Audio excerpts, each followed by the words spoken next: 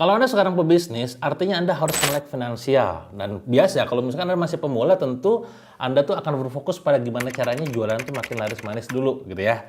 Nah, tentu ketika nanti dapat duit, Anda harus kelola dengan benar. Maka video ini akan menjelaskan tentang gimana cara Anda mengelola hasil jualan Anda supaya uangnya bisa optimal dan maksimal.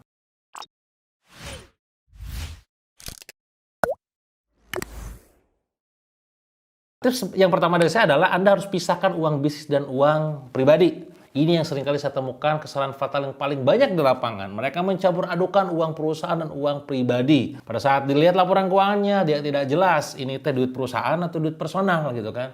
Bahkan ada beberapa di antara mereka pada saat ditanya laporan keuangannya, ia tidak punya. Mungkin untuk menutupi kebodohannya itu. Now that's a lot of damage! Maka sekali lagi saya baik sangka sama Anda bukan termasuk tipe yang seperti itu, maka mulai sekarang pisahkan uang pribadi dan uang perusahaan.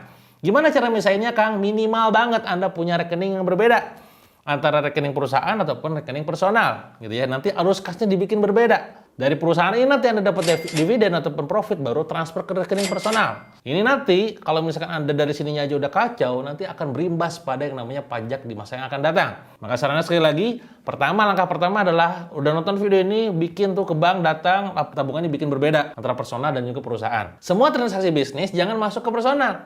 Semua transaksi bisnis, baik itu pengeluaran maupun pemasukan, masukkan ke perusahaan. Nanti di akhir bulan, kalau misalkan Anda memutuskan untuk return earning katakanlah 70%, 30% diambil, artinya 30% itulah yang berhak masuk ke rekening personal Anda gitu ya. Jangan semuanya.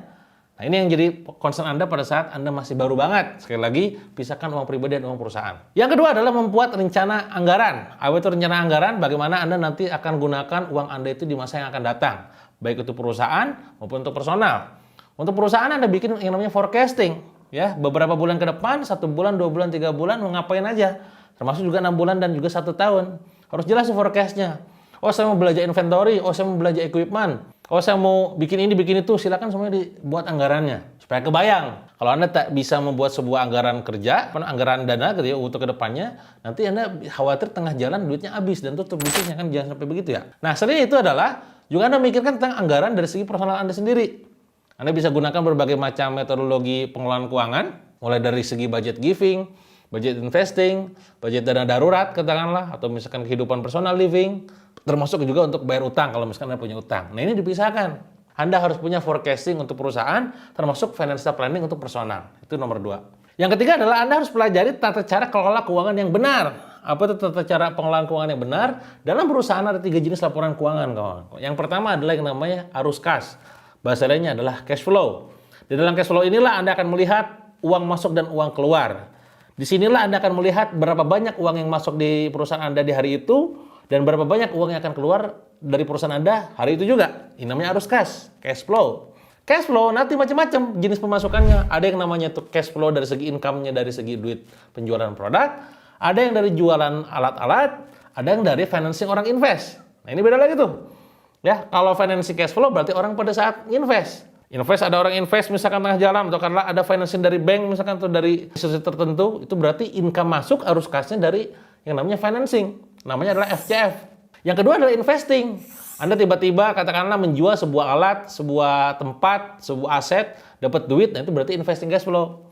Yang ketiga adalah operating cash flow. Nah, harapannya karena Anda transaksinya jual beli, goalnya, maka di sini operating cash flow yang diperbesar. Itu ya dari segi yang namanya tata cara keuangan. Itu nomor 1 arus kas ataupun cash flow. Yang kedua adalah P&L ataupun laba rugi, profit and loss statement. Dalam laporan ini Anda akan mengetahui berapa banyak profit yang dihasilkan dalam sebuah perusahaan. Nanti laporannya sesimpel mungkin. Pertama adalah omset. Omset itu adalah revenue. Berapa pendapatan dari perusahaan Anda yang Anda dapatkan di bulan itu. Yang kedua adalah HPP. HPP itu adalah COGS. COGS itu adalah cost of goods sold. Gitu ya. Apa itu? Belanja kulakannya, modal pada saat belanja inventorinya. Nanti setelah itu ada yang namanya gross profit. Gross profit itu adalah laba kotor. Pengurangan antara omset dikurangi HPP. Nah, setelah gross profit dikurangi yang namanya expenses. Pengeluaran-pengeluaran seperti gaji, listrik, pulsa, dan macam-macam. Nanti baru terakhir ada yang namanya net profit. Dari net profit inilah yang akan Anda lihat berapa worth it Anda menjalankan bisnis tersebut.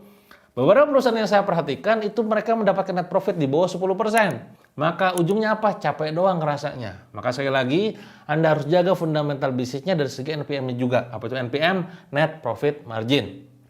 Itu yang dinamakan dengan profit and loss statement. Yang ketiga adalah balance sheet. Apa itu balance sheet? Balance sheet adalah neraca. Di neraca ini Anda bisa screenshot gitu ya dari segi kondisi keuangan perusahaan Anda saat ini. Berapa besar bobot perusahaan Anda itu? Asetnya berapa? Liability-nya berapa? Equity-nya berapa? Bisa kelihatan. Yang namanya neraca pasti harus seimbang. Kalau kiri 1 miliar, kanan juga harus 1 miliar. Kalau kiri 20 M, maka kanan juga kudu 20 M. Kalau nggak sama gimana Kang? Berarti ada yang salah dari cara Anda mengelola keuangannya. Nah, ini adalah neraca. Sehingga kita tahu tuh valuasi kita nanti berapa. Katakanlah kalau pengen divaluasi. Termasuk juga pengen tahu juga bobot aset kita tuh seberapa besar. Nah, itu tentang gimana caranya mentata laporan keuangan. Yang keempat adalah Anda perlu kelola utang dan piutang secara benar. Dalam bahasa laporan keuangan, utang adalah akun payable atau AP. Sementara piutang disebut dengan akun receivable. Itu namanya piutang. Teman-teman harus ingat, pada saat Anda berjualan, jualan itu sulit. Tapi nagih hutang lebih sulit. Maka saran saya buat Anda, bagi siapapun yang pernah punya utang ke Anda catat sebaik mungkin. Catatnya harus lengkap. Kapan dia ngutang, ya, berapa nominalnya, siapa namanya, dan tanya juga kapan mau ngembaliinnya. Termasuk kalau dia nyicil, tiap bulannya nyicil berapa. Itu kalau misalkan Anda punya piutang. Bagaimana kalau nasibnya kondisinya kebalik? Anda punya utang, ya wes, catat juga. Utangnya ke siapa, nominalnya berapa, minjemnya kapan, target selesainya kapan, mau nyicilnya tiap bulan berapa. Ini harus ada file khusus untuk ngurusin itu semua. Ingat kawan-kawan semua, utang piutang ini perkara yang sangat ngeri. Jadi saran saya buat Anda, seriusi, selesaikan kalau berhubungan dengan yang namanya hutang. Termasuk piutang, jangan juga Anda malu untuk nagih mereka. Karena tugas Anda adalah mengingatkan bukti bahwa Anda sayang sama mereka. Kalau memang Anda ada waktu, silakan Anda tagih. Kalau Anda siap tagih gitu ya. Kalau misalkan mereka tuh nggak bisa bayar, ya sudah, berikan ke lapangan. Nah, di setiap keberikan lapangan itu, kalau misalkan kita mendengar hadisnya itu kan, ada sebuah pahala sedekah di situ. Poinnya adalah, Anda harus catat pengeluaran dari segi piutang, dan juga catat dari segi hutangnya. Jangan sampai nanti nggak kecatat. Tiba-tiba di masa yang akan datang, Anda lupa bahwa Anda punya utang ke orang lain. Atau bisa jadi di masa yang akan datang, pada saat kondisi Anda lagi krisis, tiba-tiba Anda dapat gitu ya, Kang saya mau bayar utang, alhamdulillah. Cerita saya pribadi kawan-kawan, beberapa minggu yang lalu, tiba-tiba dia nge-DM di Instagram, Kang saya mau bayar utang. Ini orang yang mana gitu kan? Pas dia ternyata orangnya adalah si X, ternyata dia punya utang ke saya 40 jutaan kurang lebih, dan dia transfer. Padahal saya pribadi udah lupa gitu kan. Oke. Ini kalau kebayang kalau misalkan kita punya catatannya, tentu bisa dipercepat proses pembaliannya. Yaitu tentang piutang dan utang. Yang keenam adalah jangan pernah berpikir untuk berhutang. Wait a minute, something ain't right. Atau minimal kalaupun berhutang, hutang dagangnya jangan dibikin terlalu banyak. Kenapa? Karena sekali lagi ini tentang kebiasaan. Walaupun salah satu strategi cash flow adalah menunda pembayar inventory kawan-kawan. Jadi kalau misalkan kita sekarang berbisnis tanpa modal, ya sudah, kita hutang dulu ke bagian supplier ataupun katakanlah ke bagian prinsipal, pekan ataupun 1 bulan ada yang term of payment, baru tuh dibayar. Tapi saya lagi, secara prinsip, secara pribadi saya menyarankan untuk Anda jangan terlalu lama diendap. Ya sudahlah, biarkan 2 minggu, 1 bulan maksimal bayar. Kasihan orang lain yang sekarang mereka tuh berbisnis nunggu pembayaran dari kita. Itu secara utang. Dan kalaupun Anda sudah pernah berhutang, saran saya jangan juga nambah lagi. Ya, ini memang secara prinsip ya. Utang memang boleh gak sih Kang? Boleh kalau utang. Yang kebalik itu ribanya. Tapi saran saya bertahap saja fundamental. Akarnya kudu jelas. Nanti kalau misalkan Anda butuh yang namanya investment, ya beda lagi akan itu investment bukan utang. Maka saran saya pribadi jangan hutang kegedean gitu ya. Dan termasuk kalau misalkan Anda punya utang dagang, sesegera mungkin segera dibayar. Karena nanti payment itu dinantikan sama partner kita. Dan yang keenam adalah pastikan cash flow selalu sehat dan selalu ada cash dalam perusahaan Anda. Kenapa? Beberapa perusahaan yang saya temukan, apalagi dulu waktu saat pandemi, pas saya cek ternyata cash dia tuh tidak punya rasio yang ideal. Katakanlah dalam sebuah perusahaan harus ada uang ngendap untuk 6 bulan gaji karyawan misalkan. Pas dicek ternyata maksimal cuma 2 bulan doang cash rasionya. Ini kan jadi bahaya. Ya maka sekali lagi liquidity rasionya kudu dijaga banget tentang duit cash yang ada di perusahaan. Artinya apa? Jangan terlalu terburu-buru untuk beli aset. Jangan terlalu terburu-buru untuk beli produk, katakanlah yang sifatnya tuh bakal ngendap lama. Pikirkan betul-betul produk mana yang bakal berputar sangat cepat atau fast moving. Yang sifatnya slow moving, simpan, gak usah diproduksi lagi gitu. Ini memungkinkan kita sehingga akhirnya ujungnya apa? Ujungnya cash flow dan cash kita sangat-sangat sehat.